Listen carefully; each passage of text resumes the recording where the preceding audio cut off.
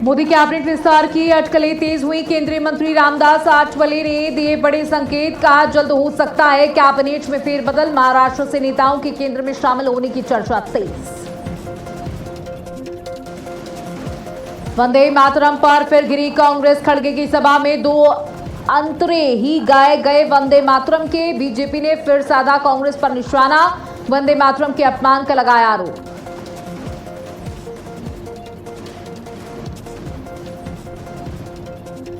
अच्छी सरकारें आती हैं तो अच्छे दिन लाती हैं। गोरखपुर में मुख्यमंत्री का बड़ा बयान, कहा पुरानी सरकारों ने जवानों को अच्छे बैरक नहीं दिए, हमारी सरकार ने कैशलेस इलाज की सुविधा दी।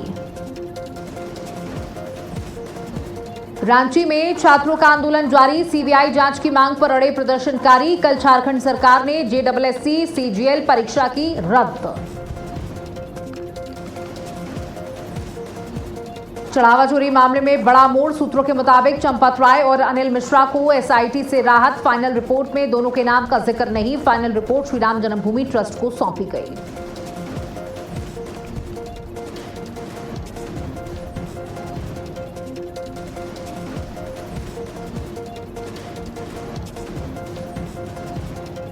नमस्कार, आप देख रहे हैं भारत अपडेट और मैं हूं आपके साथ सौम्य अवस्थी। बुलेटिन की शुरुआत करेंगे जहां सूत्रों के हवाले से इस वक्त की बड़ी खबर आपको दे दें, जहां राम मंदिर चढ़ावा चोरी मामले में बड़ा मोड़। चंपत राय और अनिल मिश्रा को एसआईटी से राहत। फाइनल रिपोर्ट में दोनों के नाम नहीं। एसआईटी रिपोर्ट में 8 गिरफ्तार आरोपियों का जिक्र। फाइनल रिपोर्ट श्री राम जन्मभूमि ट्रस्ट को सौंपी गई। दूसरी एसआईटी की जांच अभी भी जारी। तो सूत्रों के हवाले से ये बड़ी खबर आपको दे दी, जहां फाइनल रिपोर्ट में दोनों के नाम नहीं है। एसआईटी रिपोर्ट में 8 गिरफ्तार आरोपियों का जिक्र किया गया है। सूत्रों के तरफ से ये बड़ी खबर आपको दे दें, जहां फाइनल रिपोर्ट श्री राम जन्मभूमि ट्रस्ट को सौंप दी गई है। दूसरी एसआईटी की जांच अभी भी चल रही है। वो दूसरी एसआईटी की जो जांच चल रही है उसकी रिपोर्ट अभी सामने नहीं आई है, लेकिन जो एसआईटी शुरुआत से जांच कर रही थी उसने अपनी रिपोर्ट ट्रस्ट को सौंप दी है। राम मंदिर चढ़ावा चोरी मामले में बड़ा मोड़ सामने आया है, जहां चंपत राय और अनिल मिश्रा को एसआईटी से राहत मिली है। देखिए, ये 2 नाम हैं जिन्होंने खुद से इस्तीफा दिया था, अपने पदों से इस्तीफा दे दिया था और माना जा रहा था कि ट्रस्ट में ये 2 लोगों की भूमिका काफी अहम है, इसलिए इन पर भी एसआईटी ने जो जांच की थी, क्योंकि कई दौर की पूछताछ इनसे भी की गई थी, उस पूछताछ के मद्देनजर ये माना जा रहा था कि एसआईटी रिपोर्ट में इनका जिक्र हो सकता है, इनके नामों का जिक्र हो सकता है। लेकिन बड़ी खबर यह है कि चंपत राय और अनिल मिश्रा का नाम एसआईटी रिपोर्ट में नहीं है। हालांकि ये सूत्रों के हवाले से खबर है, सूत्रों के हवाले से ये बड़ी जानकारी, बड़ी खबर आपको दे रहे हैं, जहां राम मंदिर चढ़ावा चोरी मामले में एक नया अपडेट, एक नया मोड़ सामने आया है, जहां एसआईटी ने अपनी रिपोर्ट ट्रस्ट को सौंप दी है और इस रिपोर्ट में 2 नाम नहीं है। फाइनल रिपोर्ट है ये और इसमें 2 नाम नहीं है। एसआईटी रिपोर्ट में 8 गिरफ्तार आरोपियों का जिक्र किया गया है, जिन्हें गिरफ्तार किया गया है। फाइनल रिपोर्ट श्री राम जन्मभूमि ट्रस्ट को सौंपी गई है और दूसरी एसआईटी की जांच अभी भी जारी है। माना जा रहा है कि दूसरी एसआईटी की जांच भी जल्द ही पूरी हो जाएगी और ये पहली एसआईटी जो शुरुआत से जांच कर रही थी उसमें 8 आरोपियों के नाम तो रिपोर्ट में मेंशन है, लेकिन अनिल मिश्रा और चंपत राय का नाम एसआईटी में नहीं है, रिपोर्ट में नहीं है, एसआईटी रिपोर्ट में नहीं है और इनको बड़ी राहत मिलती हुई नजर आ रही है। फाइनल रिपोर्ट में दोनों के नाम नहीं है। एसआईटी रिपोर्ट में 8 गिरफ्तार आरोपियों का जिक्र। तो एसआईटी की फाइनल रिपोर्ट और एसआईटी रिपोर्ट सामने आई है। चंपत को क्लीन चिट मिली है, अनिल मिश्रा को क्लीन चिट मिली है। देखिए, लगातार सवाल खड़े किए जा रहे थे विपक्ष के द्वारा कि ट्रस्ट के लोगों का नाम कैसे नहीं है, उन पर सवाल क्यों नहीं खड़े किए जा रहे, चंपत राय को क्यों नहीं घेरा जा रहा है, जबकि वो ही पूरे करता धरता थे। चढ़ावा जो भी आता था पूरे ट्रस्ट की निगरानी में रहता था, कोषाध्यक्ष की निगरानी में रहता था, लेकिन उसके बाद भी ट्रस्ट के एक भी व्यक्ति का नाम नहीं है, एक भी व्यक्ति संदिग्ध तक नहीं है। अब जब एसआईटी ने अपनी रिपोर्ट फाइनल रिपोर्ट ट्रस्ट को सौंप दी है। अब फाइनल रिपोर्ट को ट्रस्ट अध्ययन करेगा। इस रिपोर्ट का अध्ययन करेगा ट्रस्ट। रिपोर्ट में दर्ज तथ्यों की समीक्षा भी की जाएगी। तो देखिए, अब जब ये रिपोर्ट, पूरी रिपोर्ट ट्रस्ट को सौंपी गई है, तो अब इस रिपोर्ट को अध्ययन करेगा, यानी एनालिसिस किया जाएगा।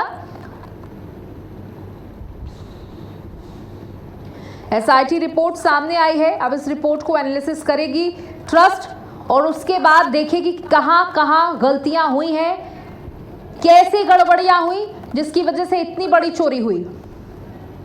और हमारे साथ हमारे सहयोगी रमन जुड़ चुके हैं। रमन, फाइनल रिपोर्ट ट्रस्ट को सौंपी गई है, सूत्र बता रहे हैं, लेकिन सबसे बड़ा अपडेट ये है कि जो दो नाम शुरुआत से चर्चा में थे, चंपत राय और अनिल मिश्रा, उनका नाम नदारद है।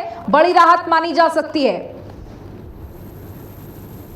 तो मैं बिल्कुल आपको बता दें कि जिस तरीके शराबबंदी चंदा चोरी मामले का जो मामला था वो चढ़ा, और उसके बाद में राम जन्मभूमि के ही कहने पर, पत्र पर मुख्यमंत्री योगी आदित्यनाथ ने एसआईटी टीम गठित की और 15 दिन के बाद प्रारंभिक रिपोर्ट आई। उसके बाद जब मेन रिपोर्ट आनी थी, कमिश्नर विजय विश्वास पंत जो कि लखनऊ के, उनकी अगुवाई में जो 3 सदस्यीय एसआईटी बनी थी, तो सुप्रीम कोर्ट ने कहा था कि सीधा जो फाइल है, जो रिपोर्ट है, वो वहां पर पेश होनी चाहिए। और उसके बाद में जब सुनवाई हुई और रिपोर्ट जब सुप्रीम कोर्ट के पास पेश हुई थी, तो सुप्रीम कोर्ट ने सीधा एक नई एसआईटी बनाने का निर्देश दिया था, जिसमें कि आईपीएस होने चाहिए। उसके बाद में एसआईटी टीम से विश्वास पंत को हटाया गया था। उसके बाद में वहां के आईजी, डीआईजी और एसएसपी अयोध्या की अगुवाई में, आईजी की अगुवाई में 3 सदस्यीय टीम बनी है।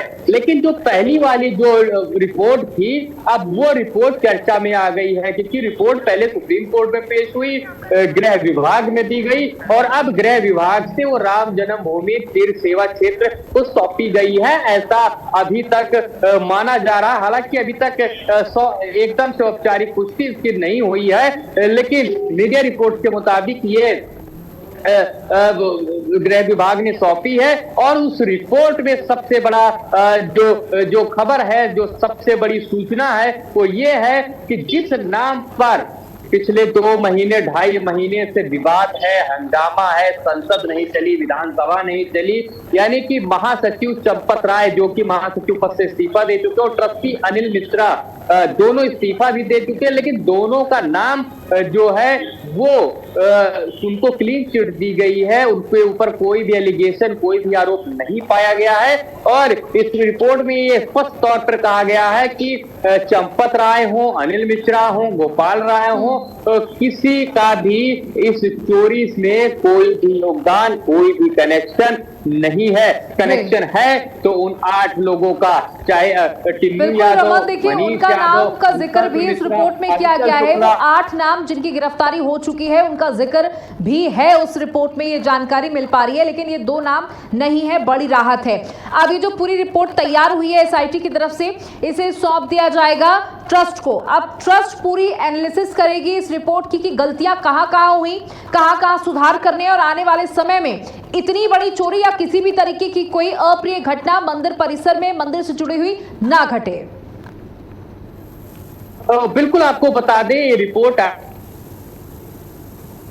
थी इस आरोप में, जिस बैठक में चंपत राय का, अनिल मिश्रा का इस्तीफा हुआ था, उसमें यह बात भी हुई थी बैठक में कि जब भी एसआईटी की रिपोर्ट आएगी तो उस पर चर्चा की जाएगी कि आखिर कहां पे गलती हुई है, कहां पे सेंध लगी है, जिसके कारण से राम मंदिर की जो प्रतिष्ठा है उस पर दाग लगा है। और उसका कारण जो है वो ट्रस्ट के लोग हो सकते हैं, राम मंदिर के से जुड़े कर्मचारी हो सकते हैं। और अब रिपोर्ट पेश की गई है, और जो भी उसके पदाधिकारी हैं मौजूदा तौर पर, और जिन्हें भी वो जिम्मेदारी दी गई थी कि महासचिव चंपत राय के महासचिव ना रहने पर कृष्ण मोहन को जिम्मेदारी दी गई थी, ये सब मिलकर अब उसका एनालिसिस करेंगे कि आखिर गलती कहां हुई। भले चंपत राय, अनिल मिश्रा का नाम नहीं रहा, लेकिन एक मुखिया के तौर पे, एक संचालक के तौर पे, महासचिव के तौर पे, इन लोगों की जो जिम्मेदारी थी वो कहां पे गड़बड़ी हुई, कौन सी चीज चंपत राय ने नोटिस नहीं की और उनकी नाक के नीचे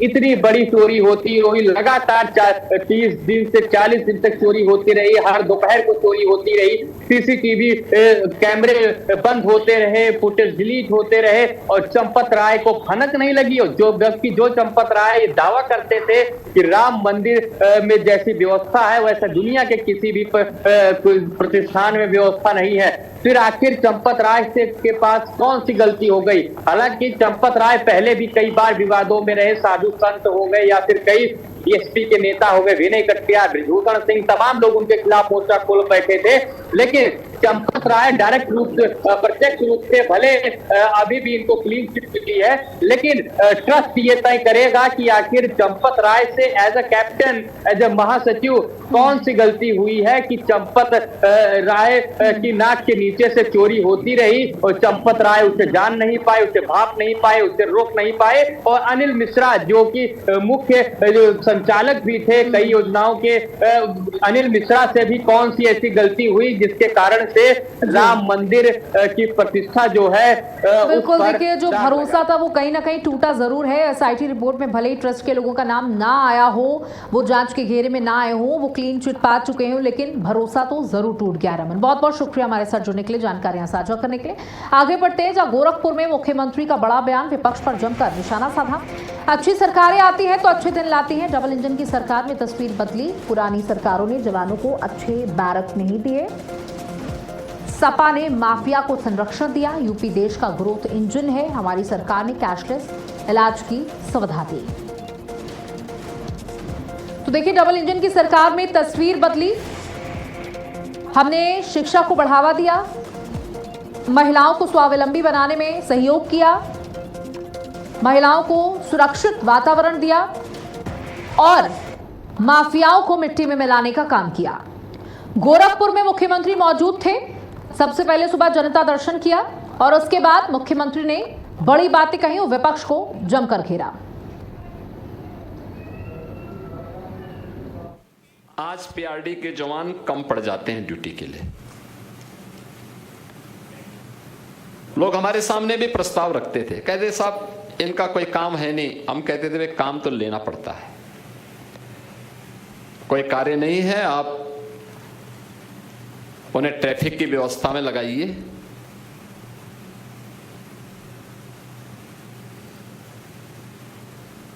उन्हें मेट्रो की सुरक्षा का दायित्व भी दीजिए,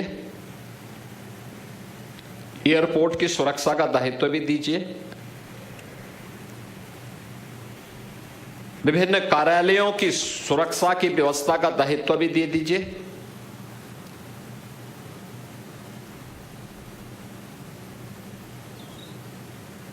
पैमाइश करने के लिए या औद्योगिक संस्थानों की व्यवस्था के लिए वहां पे सुरक्षा का दायित्व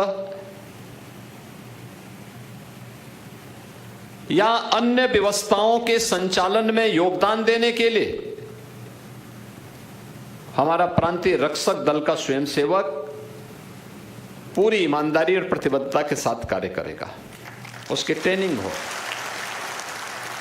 समयबद्ध तरीके से हम उसको आगे बढ़ाएं। पेट से कोई सीख के नहीं आता है, उसको ट्रेनिंग देनी पड़ेगी। वो सीखेगा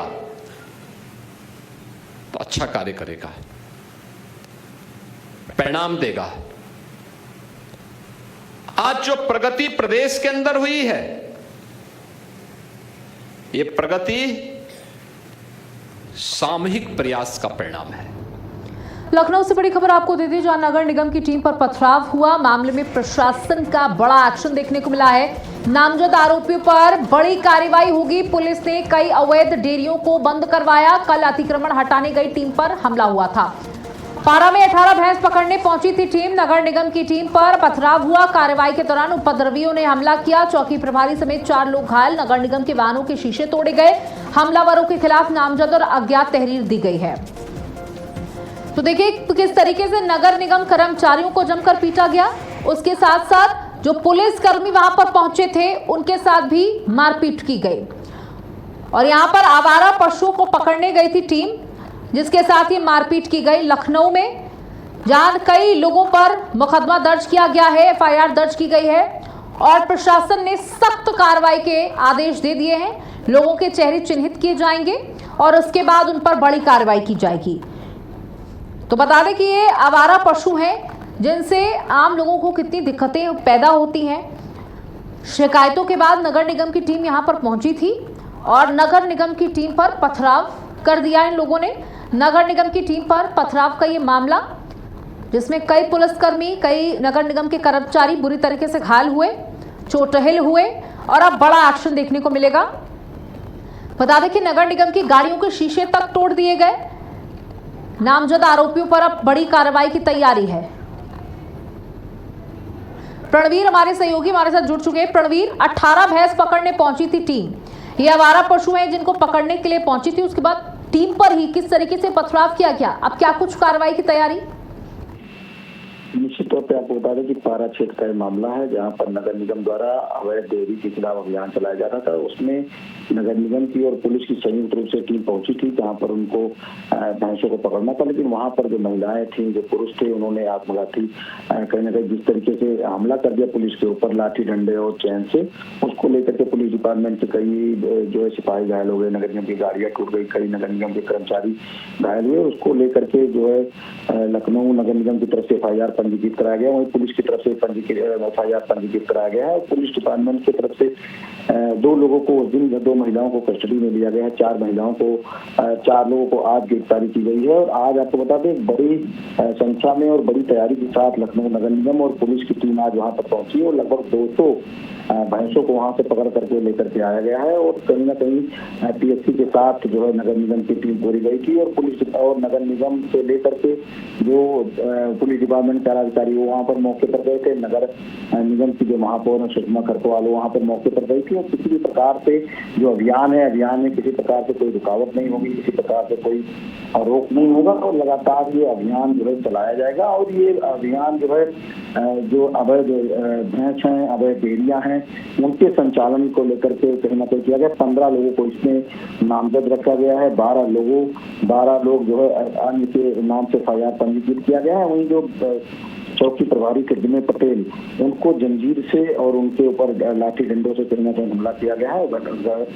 जो नगर निगम की टीम है उसमें अवधेश कुमार से लेकर अभिनव कुमार और फुरकान तमाम लोग जो है घायल हुए हैं। जो 6 के जो पशु कल्याणकारी अधिकारी हैं, अवधेश कुमार, उनके तरफ से जो है आरा में एप्लीकेशन दिया गया है, FIR पंजीकृत कराई गई है। तो ये अभियान कहीं ना कहीं जिस तरीके से लखनऊ नगर निगम ने शुरू की है, इससे किसी प्रकार की कोई रुकावट नहीं होगी, बल्कि और इंतजाम के साथ जो है लखनऊ नगर निगम लगातार इस अभियान में कार्रवाई करेगी। और आज मौके पर सुबह 6 बजे से, क्योंकि बरसात होने के बावजूद सुबह 6 बजे से ही लखनऊ की महापौर अपनी पूरी टीम के साथ, नगर निगम अधिकारियों के साथ, पुलिस बल के साथ वहां पर पहुंची। लगभग 200 भैंसियों को। बिल्कुल प्रणवीर, तो देखिए आवारा पशुओं पर कार्रवाई करने पहुंची थी टीम और टीम पर ही पथराव कर दिया गया। बहुत बहुत शुक्रिया जानकारियां साझा करने के लिए।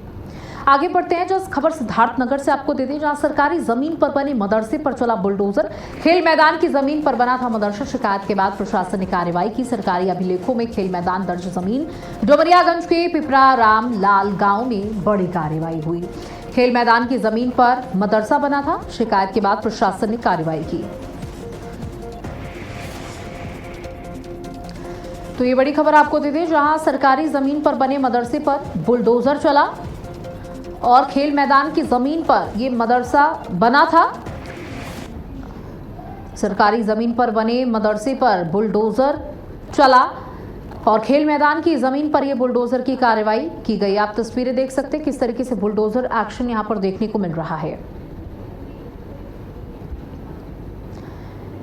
खेल मैदान की जमीन पर यह मदरसा बना था, जहां इस पर अब बुलडोजर की कार्रवाई की गई है और इसे सपाट किया गया है और एक बार फिर से इस मैदान को खेल मैदान के रूप में ही स्थापित किया जा रहा है।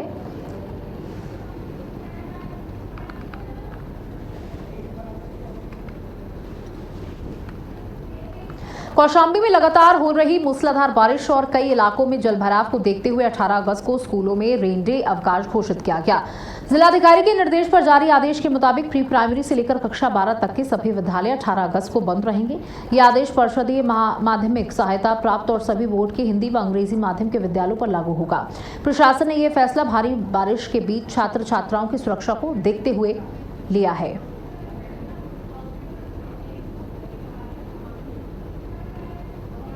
अलीगंज में ज्वेलरी की दुकान में सनसनीखेज चोरी का मामला सामने आया। रात के अंधेरे में चोर शटर काटकर दुकान के अंदर दाखिल हुए, पूरी तिजोरी ही उठाकर फरार हो गए। दुकानदार के मुताबिक तिजोरी में करीब 8 किलो चांदी और 30 ग्राम सोना रखा हुआ था, जिसकी अनुमानित कीमत तकरीबन 20 से 22 लाख रुपए बताई जा रही है। सुबह पड़ोसी ने दुकान का शटर कटा देखा तो दुकानदार को सूचना दी। मौके पर पहुंची मालिक ने देखा दुकान से तिजोरी गायब थी। घटना की जानकारी मिलते ही फॉरेंसिक टीम और डॉग स्क्वाड ने मौके पर पहुंचकर साक्ष्य जुटाए। पुलिस आसपास लगे सीसीटीवी कैमरों की फुटेज खंगाल रही है। सीओ राजेश सिंह और इंस्पेक्टर रुपेश कुमार वर्मा ने भी घटनास्थल का निरीक्षण किया। मामला अलीगंज थाना क्षेत्र के मोहल्ला मेवातिया का है। ये मेवाती मोहल्ला है, खानगा के पास। हाँ, क्या घटना हुई? हमारी दुकान की रात करीब कोई पता नहीं है, पर जो दुकान खत्म कर गया है। हाँ, कितना नुकसान है? काय की दुकान थी ये? सोने चांदी दुकान थी, 8 किलो तक चांदी थी और 30 ग्राम सोना था। तो लगभग कितने का नुकसान हुआ होगा? लगभग 20-22 लाख का। पुलिस को सूचना दी, क्या बोल रही है पुलिस? पुलिस अपनी आई है, अपनी जानकारी लगा रही है, बोल रही कर रही है। पूरी सेफ गायब कर दी है। सेफ गायब है। पूरी सेफ है। आपको कैसी सूचना मिली? सुबह हमारे पड़ोसी ने फोन किया मुझे। क्या बजे मिली होगी सूचना? 6:40। हमीरपुर में मामूली विवाद के बाद दोस्तों के बीच खूनी संघर्ष हो गया। धारदार हथियार से किए गए हमलों में 2 युवक गंभीर रूप से घायल हो गए। एक युवक की हालत नाजुक बताई जा रही, जिसका कानपुर में इलाज जारी है। वारदात के बाद आरोपी मौके से फरार हो गए। पुलिस पूरे मामले की जांच में जुटी हुई है।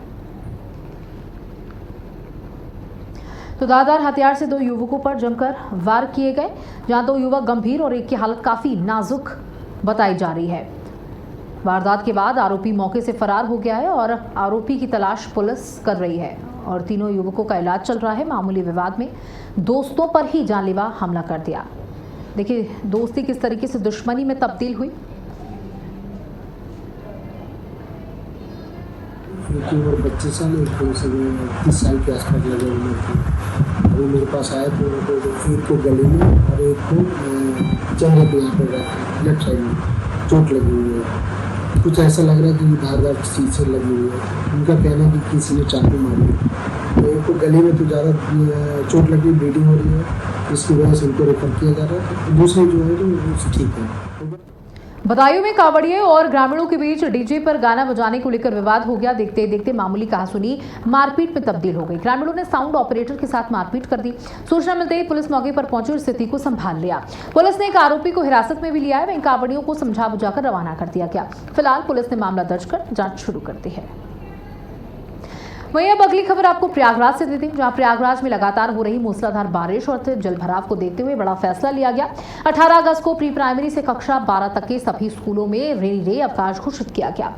इसमें परिषदीय, माध्यमिक और मान्यता प्राप्त सभी विद्यालय शामिल हैं। प्रशासन ने सभी स्कूलों को आदेश का कड़ाई से पालन करने के निर्देश दिए हैं। तो भारी बारिश के चलते स्कूलों की छुट्टी की गई है।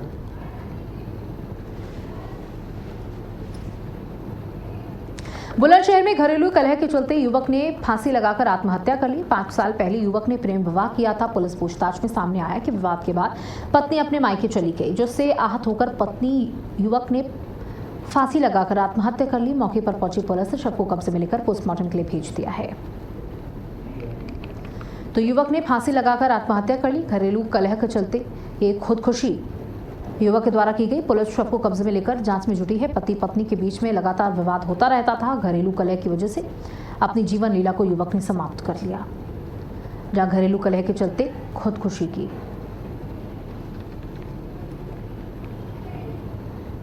पुलिस शव को कब्जे में लेकर जांच में जुटी हुई है, जहां युवक ने फांसी लगाकर आत्महत्या कर ली है। जहां आपको बता दें, पत्नी से विवाद के चलते युवक ने अपनी जीवन लीला को समाप्त कर लिया। शव को कब्जे में लेकर जांच में पुलिस जुटी हुई है।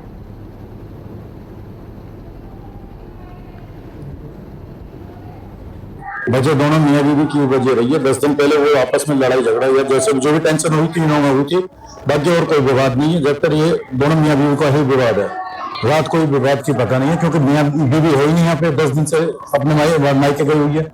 बाकी रात भी खाना का लड़के ने अच्छा खाया है। सुबह को देखा तो वो भी भतीजा साहब सौरभ नाम का वो गया था मेरे पास भागा चाचा ऐसे बात है, गेट नहीं खोल रहा और ऐसा सब बात हो गई है। आज सुबह देखा तो गेट तोड़ा, फिर हमने 3-4 कौशाम्बी के मंझनपुर जिला अस्पताल में मूसलाधार बारिश ने जल निकासी व्यवस्था की पोल खोलकर रख दी। बारिश के बाद अस्पताल का पूरा परिसर पानी पानी नजर आया, जिससे मरीजों और तीमारदारों की मुश्किलें बढ़ गई।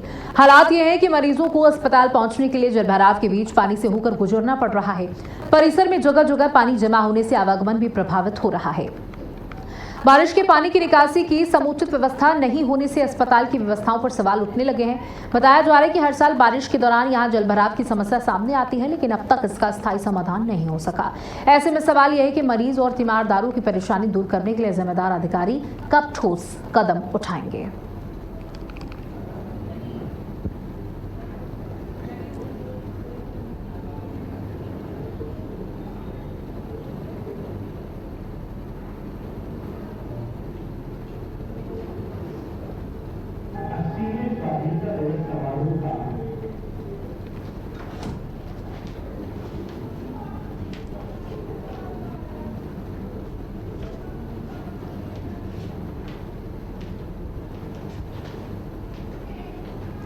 तो जगह जगह पानी जलभराव की समस्या। बारिश के बाद अस्पताल परिसर में किस तरीके से जलभराव हुआ है आप देख सकते हैं। मरीज तीमारदार दोनों ही परेशान हैं और जिस तरीके से ये जलभराव है, बीमारियां पनप रही होंगी और अस्पताल के पास ये पानी भरा हुआ है। अब आप सोच सकते हैं कि यहाँ पर एम्बुलेंस कैसे आ रही होगी, जो लोग पैदल चलने वाले होंगे वो कैसे यहाँ अस्पताल के अंदर तक जा पा रहे होंगे। और कौशाम्बी से ये तस्वीरें हैं, जगह जगह पानी जमा होने से आवागमन पूरी तरीके से प्रभावित है। बड़े बड़े दावे और वादे मौसम शुरू होने से पहले किए जाते हैं कि मानसून के लिए हम पूरी तरीके से तैयार हैं, लेकिन जैसे ही बारिश होना शुरू होती है व्यवस्थाओं की पोल खुल जाती है। और इसी के साथ इस बुलेटिन में इतना ही। नमस्कार।